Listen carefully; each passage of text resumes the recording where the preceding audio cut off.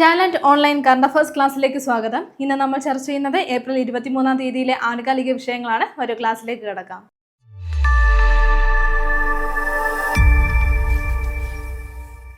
ഉടൻ വരുന്ന CPO എക്സാമിന് വേണ്ടി പ്രിപ്പയർ ചെയ്യുന്നവർക്കായി ടാലന്റ് അക്കാദമിയുടെ CPO ഈ ഒരു സ്പെഷ്യൽ ടോപ്പിക്കിന് വേണ്ടിയിട്ടുള്ള റെക്കോർഡ് കോഴ്സ് ഇപ്പോൾ അവൈലബിൾ ആണ്. അപ്പോൾ ഈ ഒരു റെക്കോർഡ് കോഴ്സിന്റെ കംപ്ലീറ്റ് ക്ലാസ്സുകളും നോട്ടുകളും ഉൾപ്പെടുത്തിയിട്ടാണ് ക്ലാസ് തയ്യാറാക്കിയിട്ടുള്ളത്. കോഴ്സിന്റെ പ്രൈസ് വരുന്നത് 899 രൂപയാണ്. എന്നാൽ നിങ്ങൾക്ക് 399 രൂപയ്ക്ക് ഇപ്പോൾ പർച്ചേസ് ചെയ്യാൻ സാധിക്കുന്നതാണ്. ഉടൻ തന്നെ ഈ ഒരു കോഴ്സിൽ ജോയിൻ ചെയ്യും. അപ്പോൾ ഉടൻ തന്നെ ഈ ഒരു കോഴ്സിൽ ജോയിൻ ചെയ്യുക. നമുക്ക് റാങ്ക് നിർണ്ണയിക്കാൻ പറ്റുന്ന ഒരു ഭാഗമാണ് ഈ ഒരു നമ്മുടെ സ്പെഷ്യൽ ടോപ്പിക്കിന്റെ ഭാഗം. ഇതിൽ ഏറ്റവും കൂടുതൽ മാർക്ക് സ്കോർ ചെയ്യാൻ വേണ്ടി നല്ല രീതിയിൽ ടാലന്റിനൊപ്പം പരിശീലിക്കുക. അതേപോലെ ഈ ഒരു എക്സാമിലെ CPO എക്സാമിലെ കംപ്ലീറ്റ് സിലബസ് കവറേജ് കിട്ടുവാൻ വേണ്ടി ടാലന്റ് അക്കാദമിയുടെ റാങ്ക് ഫയലുകൾ ഇപ്പോൾ വിപണിയിൽ ലഭ്യമാണ്.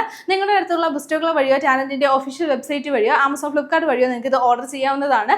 ന്യൂ NCERT പാഠഭാഗങ്ങൾ ഉൾപ്പെടുത്തിയിട്ട് ഈ ഒരു എക്സാമിന് വേണ്ടിയിട്ട് സ്പെഷ്യലായിട്ട് തയ്യാറാക്കിയിരിക്കുന്ന റാങ്ക് ഫയലാണിത്. ഉടൻ തന്നെ വാങ്ങിക്കുക, നല്ല രീതിയിൽ പഠിക്കുക. ഇന്ന് ആദ്യം നമ്മൾ ചർച്ച ചെയ്യുന്നത് ഒരു അപ്പോയിന്റ്മെന്റ് ആണ്. 2026 ബംഗ്ലാദേശിലെ ഇന്ത്യൻ ഹൈ കമ്മീഷണറായി നിയമിതനാവുന്നത് ആരെന്നാണ്. അപ്പോൾ ഓർത്തു വെക്കുക, ദിനേശ് ത്രിവേദിയാണ്. ആരാണ്? ദിനേശ് ത്രിവേദിയാണ് ഈ ഒരു പോസ്റ്റിലേക്ക് അപ്പോയിന്റ്മെന്റ് ആവുന്നത്. അപ്പോൾ ഏത് രാജ്യത്തിന്റെയാണെന്ന് ഓർത്തു വെക്കുക, ബംഗ്ലാദേശിലെയാണ്. ബംഗ്ലാദേശിലെ ഇന്ത്യൻ ഹൈ കമ്മീഷണറായിട്ടാണ് അദ്ദേഹം നിയമിതനാകാൻ പോകുന്നത്. അപ്പോൾ 2026 ഈ ഒരു അപ്പോയിന്റ്മെന്റ് നടക്കുന്നത്. അങ്ങനെയാണെങ്കിൽ ബംഗ്ലാദേശിന്റെ പ്രധാനമന്ത്രി, നിലവിലെ പ്രധാനമന്ത്രി ആരാണ്? അപ്പോൾ ആ കാര്യം കൂടി ഒന്ന് നോട്ട് ചെയ്യുക. താരിഖ് റഹ്മാനാണ്. ആരാണ്? താരിഖ് റഹ്മാനാണ് എന്താണ് ബംഗ്ലാദേശിലെ നിലവിലെ പ്രധാനമന്ത്രി എന്നുള്ള കാര്യം ഒന്ന് നോട്ട് ചെയ്യുക. അപ്പോൾ എന്താണ്, ദിനേശ് ത്രിവേദിയാണ് ഈ ഒരു പോസ്റ്റിലേക്ക് വരുന്നത് എന്നുള്ള കാര്യം നമ്മൾ പറഞ്ഞു. ബംഗ്ലാദേശിലെ ഇന്ത്യൻ ഹൈ കമ്മീഷണറായിട്ടാണ് അദ്ദേഹം നിയമിതനാകാൻ പോകുന്നത്. അടുത്ത നമ്മൾ നോക്കുന്നത് മറ്റൊരു അപ്പോയിന്റ്മെന്റ് ആണ്. ആപ്പിളിന്റെ പുതിയ CEO ആയിട്ട് നിയമിതനാവുന്നത് ആരെന്നാണ്. എന്താണ്? ആപ്പിളിന്റെ പുതിയ CEO ആയിട്ട് നിയമിതനാവുന്നത് ആരെന്നാണ്. ഓർത്തു വെക്കുക, ജോൺ ടെർണസ് ആണ്. ആരാണ്? ജോൺ ടെർണസ് ആണ് ഈ ഒരു പോസ്റ്റിലേക്ക് വരുന്നത്. എന്താണ്? ആപ്പിളിന്റെ പുതിയ CEO ആയിട്ടാണ് അദ്ദേഹം നിയമിതനാവുന്നത് എന്നുള്ള കാര്യം ഒന്ന് നോട്ട് ചെയ്യുക. നിലവിലെ ആപ്പിളിന്റെ CEO ആയിട്ടുള്ള ടീം കുക്ക് സ്ഥാനം ഒഴിയുന്നതിനെ തുടർന്നായിരിക്കും ഇദ്ദേഹം, അതായത് ജോൺ ടെർണസ്, ഈ ഒരു പോസ്റ്റിലേക്ക് നിയമിതനാവുന്നത്. ആരാണ്? ടീം കുക്ക് എന്താണ് ഈ ഒരു സ്ഥാനം ഒഴിയുന്നതിനെ തുടർന്നാണ് ആരാണ് ജോൺ ടെർണസ് ഈ ഒരു പോസ്റ്റിലേക്ക് വരുന്നത്. അപ്പോൾ ഓർത്തു വെക്കുക, ആപ്പിളിന്റെ നിലവിലെ CEO ആരാണ്? അത് ടീം കുക്ക് ആണ്. അദ്ദേഹത്തിന്റെ കാലശേഷം, അദ്ദേഹം ഈ ഒരു സ്ഥാനത്ത് നിന്ന് മാറിയതിനു ശേഷമാണ് ആര് വരുന്നത്? ഈ ഒരു പോസ്റ്റിലേക്ക് ജോൺ ടെർണസ് വരുന്നത്. ഇനി ഒരു പുരസ്കാരമാണ് നമ്മൾ ചർച്ച ചെയ്യുന്നത്. ഏത് പുരസ്കാരമാണ്? ഗോൾഡ്മാൻ പരിസ്ഥിതി സമ്മാനമാണ്. ഗോൾഡ്മാൻ എൻവയോൺമെന്റൽ പ്രൈസ് ആണ് നോക്കുന്നത്. അപ്പോൾ 2026 പുരസ്കാരങ്ങളാണ് നമ്മൾ ചർച്ച ചെയ്യുന്നത്. ഇനി ഈ ഒരു പുരസ്കാരം അറിയപ്പെടുന്നത് എങ്ങനെയാണ്? ഗ്രീൻ നൊബേൽ എന്നറിയപ്പെടുന്ന പുരസ്കാരമാണ്. എന്താണ്? ഗ്രീൻ നൊബേൽ എന്നറിയപ്പെടുന്ന പുരസ്കാരമാണ് എന്താണ്? ഗോൾഡ്മാൻ എൻവയോൺമെന്റൽ പ്രൈസ് എന്നുള്ള കാര്യം ഒന്ന് നോട്ട് ചെയ്യുക. അപ്പോൾ ഈ ഒരു പുരസ്കാരം നൽകുന്നത് താഴെത്തട്ടിൽ നിന്നും പരിസ്ഥിതിക്ക് വേണ്ടിയിട്ട് പ്രവർത്തിക്കുന്ന, സംഭാവനകൾ നൽകിയിട്ടുള്ളവരെ ആദരിക്കുന്നതിന് വേണ്ടിയിട്ടാണ് ഈ ഒരു പുരസ്കാരം നൽകുന്നത്. അപ്പോൾ 2026 ഈ ഒരു പുരസ്കാരം ലഭിച്ചിരിക്കുന്നത് സ്ത്രീകൾക്കാണ് എന്നുള്ള കാര്യം ഓർത്തു വെക്കുക. അപ്പോൾ എന്താണ്, ഈ ഒരു പുരസ്കാരം 2026 6 പേർക്കാണ് ലഭിച്ചിട്ടുള്ളത്. അതിൽ 6 പേരും എന്താണ്? സ്ത്രീകളാണ്. അപ്പോൾ നമുക്ക് അവരാരൊക്കെയാണെന്ന് നോക്കാം. ആദ്യത്തെ ആള് സാറാ ഫിഞ്ച്. ആരാണ്? സാറാ ഫിഞ്ച് ആണ്. ഇംഗ്ലണ്ടിൽ നിന്നുള്ള വ്യക്തിയാണ്, പരിസ്ഥിതി പ്രവർത്തകയാണ്. ആരാണ്? സാറാ ഫിഞ്ച് എന്നുള്ള കാര്യം ഒന്ന് നോട്ട് ചെയ്യുക. അതേപോലെ തന്നെ അമേരിക്കൻ ഐക്യനാടുകളിൽ നിന്നുള്ള അലന്ന അഗാഗ് ഹർലി. ആരാണ്? അലന്ന അഗാഗ് ഹർലി മറ്റൊരു വ്യക്തിയാണ്. ഈ ഒരു പുരസ്കാരം കിട്ടിയിരിക്കുന്ന മറ്റൊരു വ്യക്തിയാണ്. ആരാണ്? അലന്ന എന്നുള്ള കാര്യം ഒന്ന് നോട്ട് ചെയ്യുക. ഇനിയുള്ളത് ദക്ഷിണ കൊറിയയിൽ നിന്നും ആരാണ്? ബോറിം കീം ആണ്. ആരാണ്? ബോറിം കീം ആണ്. എന്താണ്? ദക്ഷിണ കൊറിയയിൽ നിന്നുള്ള വ്യക്തി ഈ ഒരു പുരസ്കാരം നേടിയിരിക്കുന്ന 2026 ഗോൾഡ്മാൻ പരിസ്ഥിതി പുരസ്കാരം സമ്മാനം നേടിയിരിക്കുന്ന ഒരു വ്യക്തി. ഇനി അടുത്തത് നമ്മൾ നോക്കുന്നത് കൊളംബിയയിൽ നിന്നുള്ള ഒരു വ്യക്തിയാണ്. ആരാണ്? യുവേലിസ് മൊറേലസ് ബ്ലാങ്കോയാണ്. അപ്പോൾ എന്താണ്? കൊളംബിയയിൽ നിന്നുള്ള ഒരു പരിസ്ഥിതി പ്രവർത്തകയാണ്. ആരാണ്? യുവേലിസ് എന്നുള്ള കാര്യം ഒന്ന് നോട്ട് ചെയ്യുക. ഇനി അടുത്ത വ്യക്തി ആരാണ്? തിയോനില. ആരാണ്? തിയോനില റോക്ക മാറ്റ്ബോംബ് ആണ്. ആരാണ്? തിയോനില റോക്ക മാറ്റ്ബോംബ് ആണ്. പാപ്പുവ ന്യൂഗിനിയിൽ നിന്നുള്ള വ്യക്തിയാണ്. ആരാണ്? തിയോനില എന്നുള്ള കാര്യം ഒന്ന് നോട്ട് ചെയ്യുക. അതേപോലെ തന്നെ മറ്റൊരു വ്യക്തിയാണ് എന്താണ്? ഇറോറോ തൻഷി. എന്താണ്? നൈജീരിയയിൽ നിന്നുള്ള ഇറോറോ തൻഷി. അപ്പോൾ ഈ ഒരു 6 പേർക്കാണ് എന്താണ് 2026 ഗോൾഡ്മാൻ പരിസ്ഥിതി സമ്മാനം ലഭിച്ചിരിക്കുന്നത്.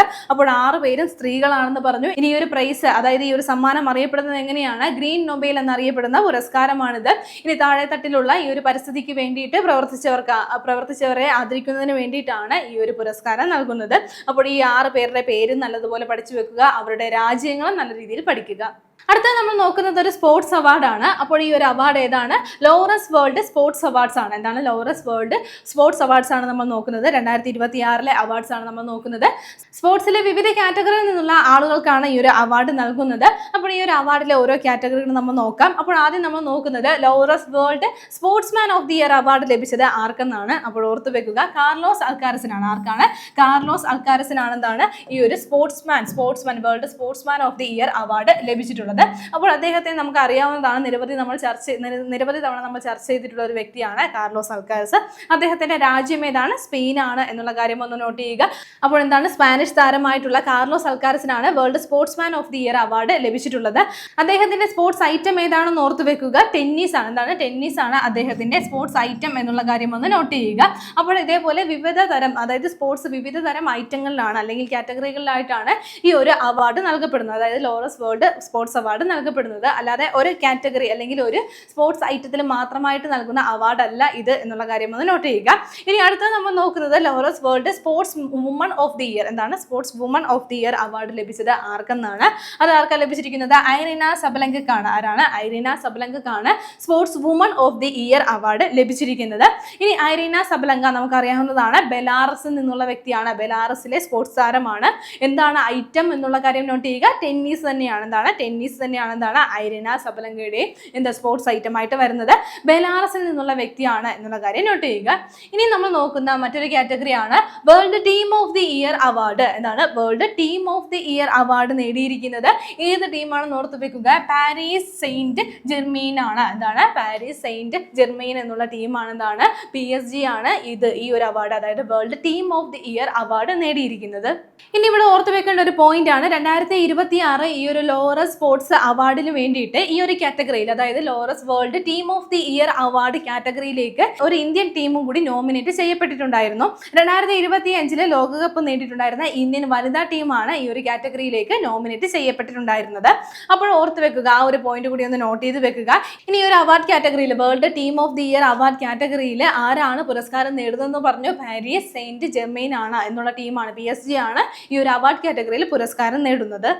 ഇനി അടുത്ത നമ്മൾ നോക്കുന്ന category Laureus world breakthrough of the year award. എന്താണ്? Breakthrough of the year award നേടിയിരിക്കുന്നവരാണ് ലാൻഡോ നോറിസ് ആണ്. ആരാണ്? ലാൻഡോ നോറിസ് ആണ്. നമുക്കറിയാവുന്നതാണ്, അദ്ദേഹം എന്താണ്? മോട്ടോർ റേസിംഗ് ആണ് അദ്ദേഹത്തിന്റെ കാറ്റഗറി വരുന്നത്. ഇനി അദ്ദേഹത്തിന്റെ രാജ്യം ഏതാണ്? UK ആണ്. UK യിൽ നിന്നുള്ള വ്യക്തിയാണ്. ആരാണ്? ലാൻഡോ നോറിസ് എന്നുള്ള കാര്യം ഒന്ന് നോട്ട് ചെയ്യുക. അപ്പോൾ അദ്ദേഹത്തിനാണ് എന്താണ് world breakthrough of the year award ലഭിക്കുന്നത്. ഇനി നോക്കുന്നത് world comeback of the year award. എന്താണ്? World comeback of the year award നേടുന്നത് ആരാണ്? റോറി മക്കൽറോയ് ആണ്. ആരാണ്? റോറി മക്കൽറോയ് ആണ് എന്താണ് world comeback of the year award നേടുന്നത്. അദ്ദേഹം എന്താണ്? ഒരു ഗോൾഫ് താരമാണ്. ആരാണെന്ന് ഓർത്ത് വെക്കുക, റോറി എന്താണ്? ഒരു ഗോൾഫ് താരമാണ് എന്നുള്ള കാര്യം ഒന്ന് നോട്ട് ചെയ്യുക. ഇനി അദ്ദേഹത്തിന്റെ രാജ്യം ഏതാണ്? UK ആണ് അദ്ദേഹത്തിന്റെ രാജ്യം. എന്താണ്? റോറി മക്കൽറോയുടെ രാജ്യം ഏതാണ്? UK ആണ്. അദ്ദേഹത്തിനാണ് world comeback of the year award ലഭിക്കുന്നത്. ഇനി അടുത്ത നമ്മൾ നോക്കുന്ന കാറ്റഗറി world sports person of the year with disability award ആണ്. അപ്പോൾ ഈ ഒരു അവാർഡ് ലഭിക്കുന്നത് ആർക്കാണ്? ഗാബ്രിയൽ അറൗജോയ്ക്കാണ്. ആരാണ്? ഗാബ്രിയൽ അറൗജോയ്ക്കാണ് ഈ ഒരു അവാർഡ് ലഭിക്കുന്നത്. അപ്പോൾ ഈ ഒരു അവാർഡ് കാറ്റഗറി ശ്രദ്ധിച്ചാൽ അറിയാം, sports person of the year with disability. അപ്പോൾ അദ്ദേഹത്തിന്റെ ഐറ്റം ഏതാണെന്ന് ഓർത്ത് വെക്കുക, പാരാ സ്വിമ്മിംഗ് ആണ്. എന്താണ്? പാരാ സ്വിമ്മിംഗ് ആണ് അദ്ദേഹത്തിന്റെ ഐറ്റം വരുന്നത്. ഇനി അദ്ദേഹത്തിന്റെ രാജ്യം ഏതാണ്? ബ്രസീലാണ്. അപ്പോൾ ബ്രസീലിൽ നിന്നുള്ള ഗാബ്രിയൽ അറൗജോയ്ക്കാണ് അദ്ദേഹത്തിന്റെ ഐറ്റം ഏതാണെന്ന് നമ്മൾ പറഞ്ഞു, പാരാ സ്വിമ്മിംഗ് ആണ്. അദ്ദേഹത്തിനാണ് ഈ ഒരു world sports person of the year with disability award ലഭിക്കുന്നത്. ഇനി അടുത്ത നമ്മൾ നോക്കുന്ന കാറ്റഗറി world young sports person of the year award ആണ്. എന്താണ്? World young sports person of the year award ആണ്. ഈ ഒരു അവാർഡ് നേടുന്നത് ആരാണ്? ലാമിൻ യമാൽ ആണ്. ആരാണെന്ന് ഓർത്ത് വെക്കുക, ലാമിൻ യമാൽ ആണ് ഈ ഒരു അവാർഡ് നേടുന്നത്. അദ്ദേഹത്തിന്റെ രാജ്യം ഏതാണ്? സ്പെയിൻ ആണെന്നുള്ള കാര്യം ഒന്ന് നോട്ട് ചെയ്യുക. ഇനി അദ്ദേഹത്തിന്റെ ഐറ്റം ഏതാണ്? ഫുട്ബോൾ ആണ്. ഫുട്ബോൾ താരമാണ്. ആരാണ്?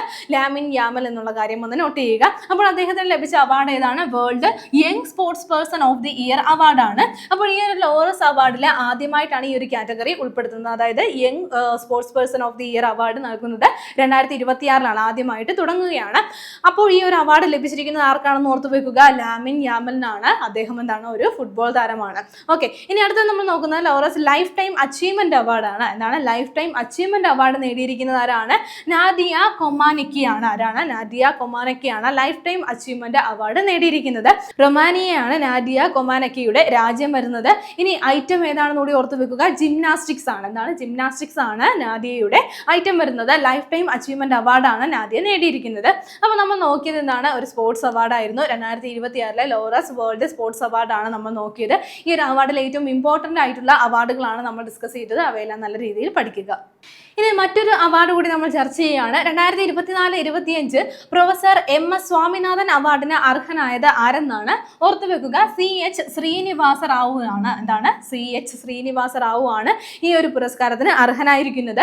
അപ്പോൾ എന്താണ്? 2024-25 ആണ് പ്രൊഫസർ MS സ്വാമിനാഥൻ അവാർഡാണ്. അപ്പോൾ ഈ പേരിൽ നിന്ന് തന്നെ നമുക്ക് മനസ്സിലാക്കാം എന്തിനു വേണ്ടിയിട്ടുള്ള അവാർഡായിരിക്കും. ഇന്ത്യൻ കാർഷിക രംഗത്ത് സംഭാവനകൾ നൽകിയിട്ടുള്ളവർക്കാണ് ഈ ഒരു അവാർഡ് നൽകുന്നത്. അപ്പോൾ ഇത്തരത്തിൽ എന്താണ് സംഭാവനകൾ നൽകി ഈ ഒരു പുരസ്കാരത്തിന് 2024-25 വർഷത്തെ ഈ ഒരു പുരസ്കാരത്തിന് അർഹനായിരിക്കുന്നവരാണ് CH ശ്രീനിവാസ റാവു ആണ് എന്നുള്ള കാര്യം ഒന്ന് നോട്ട് ചെയ്യുക. ഇനി നമ്മൾ പറയുകയാണെങ്കിൽ MS സ്വാമിനാഥൻ, അദ്ദേഹത്തെ കുറിച്ച് പരീക്ഷകളിൽ നിന്നാണ് ചോദ്യങ്ങൾ റിപ്പീറ്റ് ആയിട്ട് വന്നുകൊണ്ടിരിക്കുകയാണ്, ഇനിയും വരാൻ സാധ്യതയുണ്ട്. അപ്പോൾ അദ്ദേഹം ജനിച്ചത് എന്നാണ് എന്നുള്ള കാര്യം ഒന്ന് പ്രത്യേകം നോട്ട് ചെയ്ത് നമ്മൾ പഠിക്കേണ്ടതുണ്ട്. 1925 ഓഗസ്റ്റ് 7-നാണ് അദ്ദേഹം ജനിച്ചത് എന്നുള്ള കാര്യം ഒന്ന് നോട്ട് ചെയ്യുക. ഓഗസ്റ്റ് 7-നാണ് അദ്ദേഹം ജനിച്ചത്. അപ്പോൾ 2025 വരുമ്പോഴേക്കും അദ്ദേഹത്തിന്റെ എന്താണ്? ജന്മശതാബ്ദിയാണ് ആചരിച്ചത്. 2025 അദ്ദേഹത്തിന്റെ ജന്മശതാബ്ദി ആചരിച്ചിരുന്നു. അപ്പോൾ അദ്ദേഹത്തിന്റെ ഡേറ്റ് അദ്ദേഹം ജനിച്ച ഡേറ്റ് ഒന്ന് നോട്ട് ചെയ്ത് വെക്കുക. ഇനി അദ്ദേഹം അന്തരിച്ചത് എന്നാണ്? 2023-ലാണ് അന്തരിച്ചത്. 2023 സെപ്റ്റംബർ 28-നാണ് അദ്ദേഹം അന്തരിച്ചത്. ഈ ഒരു ഡേറ്റ് PSC ഓൾറെഡി ചോദിച്ചിട്ടുള്ളതാണ്. അപ്പോൾ അതുകൂടി ഒന്ന് നോട്ട് ചെയ്ത് വെക്കുക. 2023 സെപ്റ്റംബർ 28-നാണ് ആരാണ്? MS സ്വാമിനാഥൻ അദ്ദേഹം അന്തരിച്ചത്. ഇനി നമ്മുടെ ഇന്ത്യൻ ഹരിത വിപ്ലവത്തിന്റെ പിതാവ് എന്നറിയപ്പെടുന്നത് ആരാണ്? MS സ്വാമിനാഥനാണ്. ആ കാര്യം കൂടി ഒന്ന് നോട്ട് ചെയ്യുക. അപ്പോൾ ഓർത്ത് വെക്കുക, 2024-25 പ്രൊഫസർ MS സ്വാമിനാഥൻ അവാർഡിന് അർഹനായിരിക്കുന്നത് ആരാണ്? CH ശ്രീനിവാസ റാവു ആണ്. അടുത്ത നമ്മൾ നോക്കുന്ന പോയിന്റ് ഇതാണ്. അടുത്തിടെ ശസ്ത്രക്രിയാ സുരക്ഷാ പ്രോട്ടോകോൾ പുറത്തിറക്കിയ സംസ്ഥാനം ഏതെന്നാണ്? ഓർത്തു വെക്കുക, കേരളമാണ് കേട്ടോ. കേരളമാണ് എന്താണ്? ശസ്ത്രക്രിയാ സുരക്ഷാ പ്രോട്ടോകോൾ, അതായത് സർജിക്കൽ സേഫ്റ്റി പ്രോട്ടോകോൾ പുറത്തിറക്കിയിരിക്കുന്നത്. നമുക്കറിയാം, റീസെന്റ് ആയിട്ട് നമ്മൾ കേരളത്തിൽ ഇതേപോലെയുള്ള സർജറി കഴിഞ്ഞിട്ട് കുറെ അപകടങ്ങളൊക്കെ കേട്ടിട്ടുണ്ടായിരുന്നു. അതായത് ഇപ്പോൾ ഒരു വയറിന്റെ ഓപ്പറേഷൻ കഴിഞ്ഞിട്ട് ഈ ഡോക്ടർമാർ ഉപയോഗിക്കുന്ന ഉപകരണങ്ങളൊക്കെ അതിൽ മിസ്സാവുക, അല്ലെങ്കിൽ ശരീരത്തിൽ മിസ്സാവുക എന്നുള്ള സിറ്റുവേഷൻ ഒക്കെ ഉണ്ടായിട്ടുണ്ടായിരുന്നു. അപ്പോൾ ഇത്തരത്തിലുള്ള സാഹചര്യങ്ങൾ ഒഴിവാക്കുന്നതിന് വേണ്ടിയിട്ടാണ് ഈ ഒരു പ്രോട്ടോകോൾ, ശസ്ത്രക്രിയാ സുരക്ഷാ പ്രോട്ടോകോൾ പുറത്തിറക്കിയിരിക്കുന്നത്. അപ്പോൾ ഈ ഒരു പരിഷ്കരിച്ച പ്രോട്ടോകോൾ വന്നിരിക്കുന്നത് എവിടെയാണെന്നുള്ള കാര്യം നോട്ട് ചെയ്യുക. കേരളത്തിലാണ്. ലോകാരോഗ്യ സംഘടനയുടെ ഈ ഒരു ചെക്ക് ലിസ്റ്റ്, അതായത് ശസ്ത്രക്രിയാ സുരക്ഷാ പ്രോട്ടോകോൾ പ്രകാരമുള്ള ചെക്ക് ലിസ്റ്റ് ആണ് ഇവിടെ ഉൾപ്പെടുത്തിയിട്ടുള്ളത്. അതായത് ശസ്ത്രക്രിയയ്ക്ക് മുമ്പും എത്ര ഉപകരണങ്ങളുണ്ട്, എന്തൊക്കെയാണ് ഉപയോഗിക്കുന്നത് എന്നുള്ള കാര്യം തയ്യാറാക്കുക. അതിനുശേഷവും, അതായത് ശസ്ത്രക്രിയ കഴിഞ്ഞതിന് ശേഷവും എന്താണ് ഈ ഉപകരണങ്ങളെല്ലാം ഉണ്ട് എന്നുള്ള ഒരു ചെക്ക് ലിസ്റ്റ് ഉറപ്പാക്കുന്നതിന് വേണ്ടിയിട്ടാണ് ഈ ഒരു പ്രോട്ടോകോൾ കൊണ്ടുവന്നിരിക്കുന്നത്. ഇത്തരത്തിലൊരു പ്രോട്ടോകോൾ പുറത്തിറക്കിയിരിക്കുന്ന സംസ്ഥാനം ഏതാണെന്ന് ഓർത്ത് വെക്കുക, കേരളമാണ്.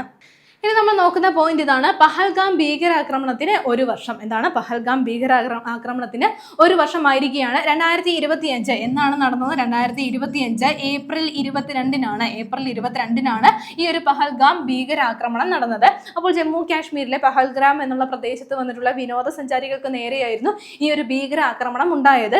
അപ്പോൾ ഇതെന്താണ്? നമ്മുടെ ഇന്ത്യക്ക് ഏറ്റവും സങ്കടകരമായിട്ടുണ്ടായിരുന്ന ഒരു അവസ്ഥയായിരുന്നു. അപ്പോൾ ഇതിനെതിരെയായിട്ട് പാകിസ്ഥാനും അതേപോലെ പാക് അധിനിവേശ പ്രദേശങ്ങളിലുമായിട്ട് ഇന്ത്യ നടത്തിയ മിസൈൽ ആക്രമണമായിരുന്നു എന്താണ്? ഓപ്പറേഷൻ സിന്ദൂർ. ഓപ്പറേഷൻ സിന്ദൂർ എന്നത്.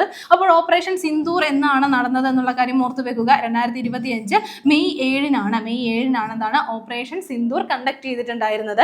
അതേപോലെ തന്നെ ഇന്ത്യയിലുള്ള ഈ ഒരു ഭീകരരെ, പഹൽഗാം ഭീകരരെ തുടച്ചു നീക്കുന്നതിന് വേണ്ടിയിട്ട് ഇന്ത്യൻ സൈന്യം നടത്തിയിട്ടുണ്ടായിരുന്ന ഒരു ഓപ്പറേഷൻ ആണ് എന്താണ്? ഓപ്പറേഷൻ മഹാദേവ്. എന്താണ്? ഓപ്പറേഷൻ മഹാദേവ്. അപ്പോൾ ഇത്രയും കാര്യങ്ങൾ ഒന്നുകൂടി ഒന്ന് പഠിച്ചു വെക്കുക. നമ്മൾ ഓൾറെഡി ഈ കാര്യങ്ങളൊക്കെ നമ്മൾ ഡിസ്കസ് ചെയ്ത് കഴിഞ്ഞതാണ്. അപ്പോൾ ഇത്രയും കാര്യങ്ങൾ ഒന്നുകൂടി ഒന്ന് ഓർത്ത് വെക്കുക. ഓൾറെഡി നമ്മൾ ഈ കാര്യങ്ങളൊക്കെ പഠിച്ചു കഴിഞ്ഞതാണ്. ഓപ്പറേഷൻ സിന്ദൂറിന്റെ ഒക്കെ ഡീറ്റെയിൽഡ് വീഡിയോ നമ്മുടെ യൂട്യൂബ് ചാനലുണ്ട്. അപ്പോൾ മറന്നു പോയിട്ടുള്ളവർ അതൊന്നുകൂടി കണ്ടൊന്ന് പഠിച്ചു വെക്കുക, ഓർമ്മിച്ച് വെക്കുക. ഇനിയും പരീക്ഷയ്ക്ക് ചോദിക്കാനായിട്ട് സാധ്യതയുള്ളതാണ്. ഇനി അടുത്തത് ഒരു ചാറ്റ് ബോട്ടാണ് നമ്മൾ പരിചയപ്പെടുന്നത്. ചാറ്റ് ബോട്ടിന്റെ പേര് ഇതാണ്, അഭയ്. എന്താണ്? അഭയ് എന്ന പേര് നൽകിയിരിക്കുന്ന ഒരു ചാറ്റ് ബോട്ടാണ്. എന്തിനു വേണ്ടിയിട്ടുള്ളതാണ് എന്നുള്ള കാര്യം നമുക്ക് നോക്കാം. ഡിജിറ്റൽ അറസ്റ്റ് തട്ടിപ്പുകളുടെ ഭീഷണി നേരിടുന്നതിനായി ആളുകൾക്ക് ലഭിക്കുന്ന നോട്ടീസുകളുടെ ആധികാരികത പരിശോധിക്കാൻ സഹായിക്കും സഹായിക്കുന്ന സെൻട്രൽ ബ്യൂറോ ഓഫ് ഇൻവെസ്റ്റിഗേഷൻ പുറത്തിറക്കുന്ന കൃത്രിമ ബുദ്ധി അധിഷ്ഠിത ചാറ്റ് ബോട്ടാണിത്. അപ്പോൾ എന്തിനു വേണ്ടിയിട്ടാണ് നമുക്ക് ലഭിക്കുന്നത്, അതായത് ഈ ഒരു ഡിജിറ്റൽ അറസ്റ്റ് തട്ടിപ്പുകളുടെ ഭീഷണിയെ നേരിടാനായിട്ട് നമുക്ക് ആളുകൾക്ക് സാധാരണക്കാർക്കൊക്കെ ലഭിക്കുന്ന ഈ ഒരു നോട്ടീസുകളുടെ ആധികാരികത, അപ്പോൾ അവ എന്തൊക്കെയാണ്, എങ്ങനെയുള്ളതാണ് എന്നുള്ള കാര്യങ്ങളൊക്കെ പരിശോധിക്കാനായിട്ട് സഹായിക്കുന്ന ഒരു ചാറ്റ് ബോട്ടാണിത്. ഇനി ഒരു ചാറ്റ് ബോട്ട് പുറത്തിറക്കുന്നത് ആരാണ്? അത് സെൻട്രൽ ബ്യൂറോ ഓഫ് ഇൻവെസ്റ്റിഗേഷൻ ആണ്. എന്താണ്? സെൻട്രൽ ബ്യൂറോ ഓഫ് ഇൻവെസ്റ്റിഗേഷൻ ആണ് ഈ ഒരു ചാറ്റ് ബോട്ട് പുറത്തിറക്കുന്നത്. ഇതെന്താണ്, ഇതിന്റെ പ്രത്യേകത എന്താണ്? ഇതൊരു കൃത്രിമ ബുദ്ധി അധിഷ്ഠിത ചാറ്റ് ബോട്ട് ആണ് എന്നുള്ള കാര്യം ഒന്ന് നോട്ട് ചെയ്യുക. അഭയ് എന്ന ചാറ്റ് ബോട്ട് ആണിത്. ഇനി നമ്മൾ നോക്കുന്ന പോയിന്റ് ഇതാണ്. ഒരേ സമയം ആഫ്രിക്കൻ ചീറ്റയെയും കടുവ, പുള്ളിപ്പുലി എന്നിവയെയും കണ്ടെത്തിയതിലൂടെ വാർത്തകളിൽ അടുത്തിടെ ഇടം നേടിയ രാജസ്ഥാനിലെ ടൈഗർ റിസർവ് ഏതെന്നാണ്? ഓർത്തുവെക്കുക, രന്തൻബോർ ടൈഗർ റിസർവ് ആണ്. ഏതാണ്? രന്തൻബോർ ടൈഗർ റിസർവിലാണ് ഈ ഒരു അപൂർവ സംഭവം നടന്നത്. എന്താണ്? ഒരേ സമയം തന്നെ ആഫ്രിക്കൻ ചീറ്റയെയും അതേപോലെ കടുവയെയും പുള്ളിപ്പുലിയെയും അവിടെ എന്താണ് നോട്ട് ചെയ്യപ്പെടുകയുണ്ടായിരുന്നു. അപ്പോൾ ഈ ഒരു രന്തൻബോർ ടൈഗർ റിസർവിലെ സോൺ 9ലാണ്, സോൺ 9ലാണ് ഈ ഒരു സംഭവം ഉണ്ടായത്. അപ്പോൾ ഇത് വളരെ അപൂർവമായിട്ടുണ്ടായിരുന്ന ഒരു കാഴ്ചയാണ്. ഇനി നമ്മൾ ഓർത്തു വെക്കേണ്ടത്, ഈ രന്തൻബോർ ടൈഗർ റിസർവ് ഏത് സംസ്ഥാനത്താണ് സ്ഥിതി ചെയ്യുന്നത്? രാജസ്ഥാനിലാണ്. എവിടെയാണ്? രാജസ്ഥാനിലാണ് ഈ ഒരു ടൈഗർ റിസർവ്, രന്തൻബോർ ടൈഗർ റിസർവ് സ്ഥിതി ചെയ്യുന്നത്.